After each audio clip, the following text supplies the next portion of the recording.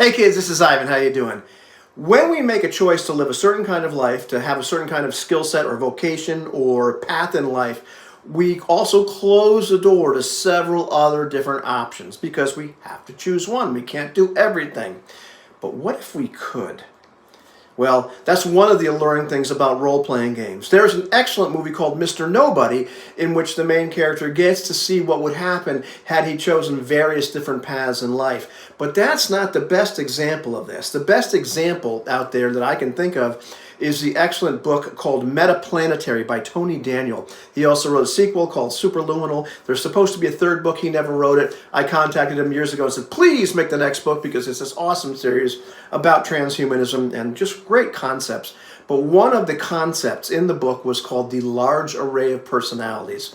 And what this was a group of people that could be completely different, living different lives within the solar system. One's a scientist, one's a mountain climber, one is a diplomat, one is doing whatever the heck they're doing, a businessman, etc.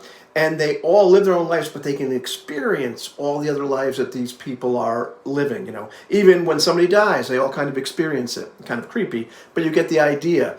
And role-playing games allow us to do the same thing in a kind of convoluted fashion because, you know, when we, like I said, when we make these choices to do one thing, there's all these other things that are cut off from us. But one of the things that role-playing games allows us to do is we can experience things like, you know, having a different personality, having to make tough moral choices, having that we wouldn't normally have to make, having the authority to take, you know, matters into our own hands. This isn't right, and I'm going to do something about it. You know, things that we might not be able to do in our normal lives.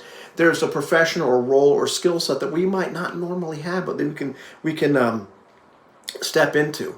We can escape a lot of real-world limitations. Well, what if I was able to do this, but in a way that wouldn't normally be possible? So we can, you know, step into a whole bunch of different lives, different mindsets, different ways of looking at the world, try those on, see what that would be like. Take things, even like Devil's Advocate, take a completely different view of life than we normally do and explore that, see what that would be like. You know, we can take a lot of risks without facing real consequences, but just, you know, pursuing what that might be like. You know, just the whole thing where we can experience different cultures, different eras, different worlds. You know, a lot of relationships and ideas and situations we might not normally encounter. Not just because they're impossible, but because we make different choices with our lives. What it would be like to be a sailor. What it would be like to be a scientist. What would it like to be, I guess, a boring guy.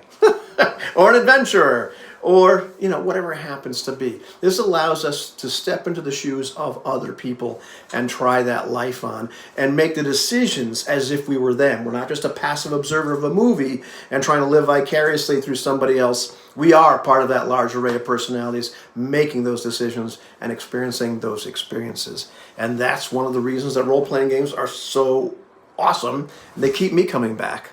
You know what I mean? What about you? Does that make sense?